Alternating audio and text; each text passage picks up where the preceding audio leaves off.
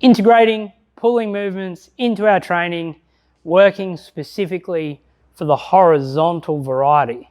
Now, we're not going to touch on the vertical variety in this particular portion, pull-ups and other variants, because we want to earn that strength in our horizontal pull before we move to vertical pulling. Reason being, that strong scapular position and that strong horizontal row puts us in a good stead to lift our body weight and things like that in vertical pulling. So as we're integrating this into our training, these are some horizontal rowing varieties or pulling exercises that you can use that will give you that strength in that horizontal range, which will make your vertical pulling and postural control in those vertical pulls a lot better.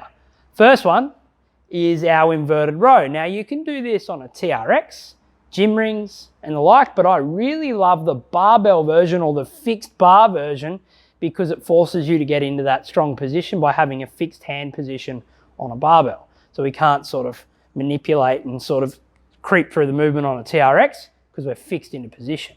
Now we're going to lay on our back underneath that barbell, making sure you don't bump your head. And we can go in an under grasp, meaning palms facing towards us, or an over grasp position. I would recommend under grasp first, because this is usually where we're stronger.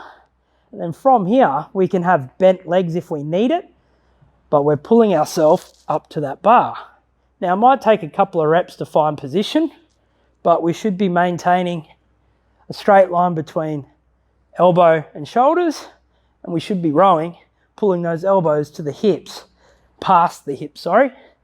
So working that position, if we feel like we fatigue, we can grab bent knees, make that a little bit easier, and we can work from there. We can then move to an overgrasp position, and this will inherently make that pulling or finish part of the movement harder. So we go back to that straight leg stance, and we're pulling to that top of the movement. The trick is that nice pause at the top. Now that's our inverted row. On a barbell is inherently much harder than a TRX. So if you're just beginning your journey, jump on a TRX, walk your feet away from the anchor point a little bit and increase the ease of which you can complete it. So don't fight hard until you're ready to. So now, after we work on our inverted row on a barbell or a TRX, we can use dumbbells or kettlebells, and we can use a different foot position. So a staggered stance, symmetrical stance for different outcomes. And we can also have some anti-rotational component in there with alternate rows, which will challenge and keep our midline stability intact throughout our pulling movements. Now the first one is our lunge row. I'm going to start with a single kettlebell here. I'm going to put our foot beside that bell. We're going to take a big lunging step back, and all we're simply doing is rowing to our hip. Now the reason why we row to our hip, that's going to cause that shoulder to pull the full range as opposed to trying to pull and cheat the range through there. So by rowing to our hip, we are challenging that split stance and stability, so there's a bit of anti-rotation in there, and it's also going to make our lives a lot easier when we go to Renegade rows and gorilla rows, which we'll get onto shortly. The next one is our standard bent over row. We're back into that symmetrical stance, and we are loading into that hinge, and we can row together or alternate. Now, the trick here is maintaining that hinge position, loaded through the hamstrings, weight shifted to the heels, making sure we don't round our back, and maintaining that neutral spine. Our first really high impact row version, which I love, is our gorilla row. Now this is the level before our Renegade row, which we'll get onto very shortly, but this is in that bent over row position, but we can go quite heavy because there's a start and stop component, meaning the bell goes to the floor every rep. So we're in that hinge position, hands are on the bells, and we're rowing. So the bell that doesn't move is on the floor, and we're rowing to our hip again.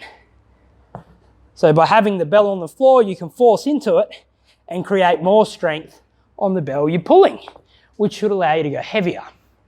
The final version, which is always the one people hate to do, particularly when they're beginning their journey, because it challenges a lot of stability, is the Renegade Row.